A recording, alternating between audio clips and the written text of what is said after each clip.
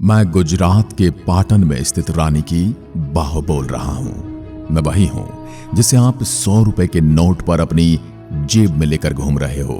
मैं अपनी वास्तुकला के साथ साथ प्रेम का ऐसा प्रतीक हूं जिसके सामने ताज महल भी कुछ नहीं। मैं वही हूं जिसे कोई एक बार देख लेता है तो वह ताजमहल को प्रेम का प्रतीक कहना भूल जाएगा। मैं भव्य जल पर्यटन स्थलों में एक हूं। मेरी इसी भव्यता को देखते हुए यूनेस्को ने मुझे 22 जून 2014 में विश्व धरोहर में शामिल कर दिया था और इसी भव्यता की बदौलत मुझे जुलाई 2018 में भारतीय रिजर्व बैंक ने 100 रुपए के नोट पर चित्रित भी किया। यह सब जानने के बाद आपको ये तो पता ही चल गया होगा कि मेरी प्रसिद्धि कितनी है। आज मैं आपको मेरे इतिहास से रूबरू कराते हुए मेरे से जुड़ी हर एक छोटी से छोटी बात बताऊंगा। साथ ही ये भी बताऊंगा कि मुझे प्रेम का प्रतीक क्यों कहा जाता है, क्यों मुझे प्रेम के नाम पर ताजमहल से तुलना की जाती है। मैं भारत की सबसे प्राचीनतम और ऐतिहासिक धरोहरों में से एक हूं। मैं गुजरात में सरस्वती नदी के तट पर बना एक भव्य सीढ़ी नुमा कुआं हूं, लेकिन समय की मार ऐसी पड़ी कि मुझे कई वर्षों तक जमीन के तह में दबे रहना पड़ा। जिसके बाद करीब 80 के दशक में भारतीय पुरातत्व सर्वेक्षण विभाग ने इस जगह की खुदाई की। काफी खुदाई करने के बाद मुझे दुनिया के सामने आने का सौभाग्य मिला। आपने अब तक यही सुना होगा कि प्यार की खातिर प्रेमी ने अपनी प्रेमिका के लिए तोहफा दिया या ताजमहल जैसा स्मारक बनाया, लेकिन आपने ये कभी नहीं सुना होगा कि एक प्रेमिका ने अपने प्रेमी के लिए ऐसा उपहार दिया कि या कुछ स्मारक का निर्माण करवाया हो।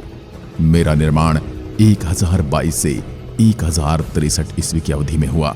सोलंकी वंश की रानी उदयमती ने अपने पतिदेव भीमदेव सोलंकी की याद में मेरा निर्माण करवाया और उससे गांव वालों के लिए पानी की समस्या से निजात मिल सके। गांव में बावड़ी को बाव कहा जाता है और रानी ने इसका निर्माण करवाया था, तो मेरा नाम रानी की बाव पड़ गया। विश्व भर में प्रसिद्ध विशाल रानी की बाव यानी मैं गुजरात राज्य के पाटन नामक जिले में स्थित हूँ।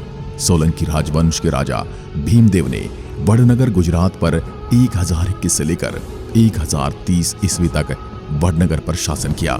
जब सोलंकी राजवंश के भीमदेव की मृत्यु हुई तो उनकी याद में उनकी धर्मपत्नी उदयमती ने गांव के लोगों के लिए मेरा निर्माण करवाया था। मैं तकरीबन 7 मंजिला इमारत हूं और मेरा निर्माण 1063 ईस्वी में हुआ था। मैं अहमदाबाद से 140 किलोमीटर की दूरी पर स्थित हूं। मुझे मेरे यहाँ के लोग प्रेम का प्रतीक मानते हैं। मध्ययुगीन काल के दौरान कभी गुजरात की राजधानी रह चुका पाटन आज बीते युग की एक गवाही के रूप में खड़ा है। पाटन 8वीं सदी के दौरान चालुक्य राजपूतों के चावड़ साम्राज्य के राजा बनराज चावड़ा द्वारा बनाया गया एक गढ़वाली शहर था। कुछ इतिहासकारों का मानना है कि मेरा निर्माण पानी के उचित प्रबंध के लिए किया गया था, क्योंकि इस जगह बरसात बहुत ही कम होती थी। लेकिन कुछ लोक कथाओं के अनुसार रानी उदयमती ने गांव में पानी की समस्या से निजात पाने के लिए और पानी प्रदान करके पुण्य प्राप्त करने के लिए मेरी इस विशाल बावड़ी का निर्माण करवाया था। मैं सरस्वती नदी के तट पर स्थित हूँ, जिसकी वजह से नदी में आने वाली बाढ़ से धीरे धीरे मिट्टी और कीचड़ के मलबे में मेरा अस्तित्व नीचे दबता चला गया, जिसे करीब 80 के दशक में भारतीय पुरातत्व सर्वेक्षण विभाग ASI ने इस जगह खुदाई करके मुझे सबके सामने लाया। सबसे खास बात यह रही कि इतने सालों तक मलबे में दबे होने के बाद भी मेरी मूर्तियां और खंभों पर की गई शिल्पकारी बहुत ही अच्छी स्थिति में पाई गई। धरती माँ की गोद ने मेरे अस्तित्व को अच्छे से बचा कर रखा और आज भी आपके सामने ज्यों की त्यों खड़ी हूँ। अगर मैं मेरे बनावट की बात करूं तो मारू गुर्जर स्थापत्य शैली का उपयोग करके मेरा निर्माण किया गया। 11वीं सदी की वास्तुकला का एक अनुपम और उत्कृष्ट उदाहरण मेरी बनावट में देखने को मिलता है। मेरी बनावट सैलानियों के लिए बड़ी ही उत्साहजनक होती है, क्योंकि मेरे में जल संग्रह प्रणाली का ऐसा नमूना है जो बड़ा ही नायाब तरीके से बनाया गया है। उस जमाने में भी पानी के बचाने के लिए बहुत सारे कार्य किए जाते थे। इससे यह पता चला है कि भारत देश तकनीक के मामले में कितना आगे था।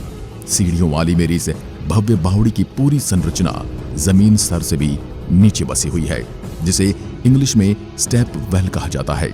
मेरी इमारत 7 मंजिला थी, लेकिन खुदाई करके निकाले जाने पर 2 मंजिल बहुत ही ज्यादा जर्जर अवस्था में पाई गई।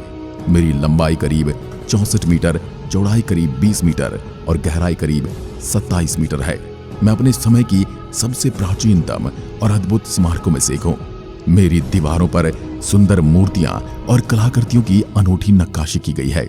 मुझ में 500 से ज्यादा बड़ी मूर्तियां हैं, जबकि 1000 से ज्यादा छोटी मूर्तियां हैं। मुझ में अगर आप एक नजर घुमाएंगे तो आप भगवान विष्णु जी के 10 अवतारों की कलाकृति देख पाएंगे। वह बहुत ही सलीके से उनके दशावतारों को उकेरा गया है। जैसा कि विष्णु भगवान के सारे 10 अवतारों में मत्स्य, कुर्म, वराह, नरसिंह, वामन, परशुराम, राम, कृष्ण, बुद्ध और कल्कि की कलाकृतियां बड़ी तल्लीनता के साथ उकेरी गई हैं।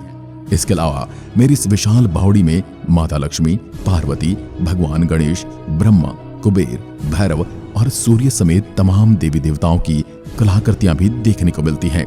और सबसे बड़ा आश्चर्य आपको ये जानकर होगा कि सब मूर्तियां उस समय बिना किसी मशीन के उपयोग के बनाई गई हैं। ये सब हाथ से चलने वाले औजारों का उपयोग करके ही बनाई गई हैं। ये भारतीय स्थापत्य कला की संपन्नता को दर्शाता है। इन सब के अलावा मेरी इस सुंदर कलाकृति में 4 चांद लगाता है भारतीय महिला के 16 श्रृंगारों को परंपरागत तरीके से बेहद शानदार ढंग से शिल्पकारी के माध्यम से दर्शाया गया है। यही नहीं, मेरे अंदर कुछ नाग कन्याओं की भी अद्भुत प्रतिमाएं देखने को मिलती हैं, जो आपका मन मोहने के लिए पर्याप्त है। मेरे हर लेवल पर स्तंभों से बना हुआ एक गलियारा है, जो कि मेरे यहाँ की दोनों तरफ की दीवारों को जोड़ता है। मुझ में लगभग 226 स्तंभ हैं, जो बार बार आने वाली बाढ़ के बाद भी बरकरार हैं। इन स्तंभों को मेल फीमेल तरीके से बनाया किसी चूना पत्थर से जोड़ा गया है। इस सबसे पहले नीचे स्तंभ के आधार पर छेद करके उसमें स्तंभ के ऊपरी हिस्से को फंसाया गया है। मेरे खंभे सोलंकी वंश और उनकी वास्तुकला के चमत्कार के इस समय में ले जाते हैं। मेरी दीवारें और स्तंभों पर अधिकांश नक्काशियां राम, वामन, महिषासुर मर्दिनी, कल्कि आदि जैसे अवतारों के विभिन्न रूपों में भगवान विष्णु को समर्पित है। वहीं दूसरी ओर आकर्षक गलियारे में खड़े होकर मेरी अद्भुत सीढ़ियों का नजारा लिया जा सकता है। मेरे प्रकार की मेरी इस इकलौती बावड़ी का आकार एक कलश के समान दिखता है और मेरी दीवारों पर बनी शिल्पकारी मन मोह लेती है। विश्व पटल पर प्रसिद्ध सरस्वती नदी के किनारे स्थित मेरे सबसे अंतिम तल पर एक गहरा कुआं है, जिसे ऊपर से भी देखा जा सकता है। इस कुएं के अंदर गहराई तक जाने के लिए सीढ़ियां बनाई गई हैं, लेकिन अगर इसे ऊपर से नीचे की तरफ देखते हैं तो यह दीवारों से बाहर निकलते हुए कलश की तरह दिखाई देता है। यह सब किस तरह से बनाया गया और उस समय के कलाकारों के मन में इस अद्भुत संरचना को बनाने के लिए क्या आया होगा, इसे देखकर आप उस समय की वास्तुकला और वास्तुशास्त्र की कल्पना कर सकते हैं। मेरी सबसे खास बात यह है कि मेरे इस कुएं की गहराई में उतरने पर हमें शेषनाग की शैया पर लेटे हुए भगवान विष्णु की अद्भुत मूर्ति देखने को मिलती है, जिसे देखकर मेरे यहाँ आने वाले पर्यटक अभिभूत हो जाते हैं। हम इसे धार्मिक आस्था से भी जोड़कर देखा जा सकता है और जिससे अंदाजा लगाया जा सकता है कि उस समय सनातन संस्कृति कितनी फलीभूत थी। प्राचीन समय में जल संरक्षण सिस्टम कितना बेहतरीन और शानदार था, इसका उदाहरण 11वीं सदी में निर्मित मेरी संरचना को देखकर लगाया जा सकता है। गुजरात के पाटण में स्थित ऐतिहासिक बावड़ी रानी की बाव दुनिया की ऐसी इकलौती बावड़ी है जिसे अपनी अद्भुत संरचना और अनोखी बनावट एवं ऐतिहासिक महत्व के चलते वर्ल्ड हेरिटेज साइट में शामिल किया गया है। मेरी ये संरचना करीब 6 एकड़ के क्षेत्रफल में फैली हुई है। मैं अपने प्रकार की सबसे विशाल और भव्य संरचनाओं में से एक हूँ। मेरे नीचे एक छोटा सा दरवाजा है, जिसके अंदर करीब 30 किलोमीटर लंबी एक सुरंग बनी है, जो पाटण के सिद्धपुर में जाकर खुलती है। ऐसा माना जाता है कि पहले इस खुफिया रास्ते का इस्तेमाल राजा और उसका परिवार युद्ध एवं कठिन परिस्थिति में करते थे। फिलहाल अब इस सुरंग को मिट्टी और पत्थरों से बंद कर दिया गया है। मेरे को लेकर एक रोचक तथ्य ये भी है कि करीब 50 से 60 साल पहले मेरे आसपास तमाम तरह के आयुर्वेदिक पौधे हुआ करते थे, जिसकी वजह से मुझ में एकत्रित पानी को बुखार, वायरल रोग आदि के लिए भी अच्छा माना जाता था। वहीं मेरे बारे में ये मान्यता है कि मेरे पानी से नहाने पर बीमारियां नहीं फैलती, क्योंकि उन आयुर्वेदिक पौधों में सभी बीमारी को नाश करने की शक्ति थी। 7 मंजिला मेरी संरचना का चौथा तल सबसे गहरा बना हुआ है, जिसमें से एक 9.4 मीटर से 9.5 मीटर के आयताकार टैंक तक आ जाता है। अपनी अनूठी वास्तुकला के लिए विश्व भर में विख्यात मेरे में 11वीं और 12वीं सदी में बनी 2 मूर्तियां भी चोरी कर ली गई थी। इनमें से एक मूर्ति गणपति जी और दूसरी ब्रह्म ब्रह्मणी की थी। मेरी देखरेख का जिम्मा भारतीय पुरातत्व सर्वेक्षण विभाग का है। यह भव्य रानी की वाव गुजरात के भूकंप वाले क्षेत्र में स्थित है, इसलिए भारतीय पुरातत्व को इसके आपदा प्रबंधन को लेकर हर समय सतर्क रहना पड़ता है। पहले आए भूकंप से मेरी इमारत में कई जगह दरारें आ गई हैं।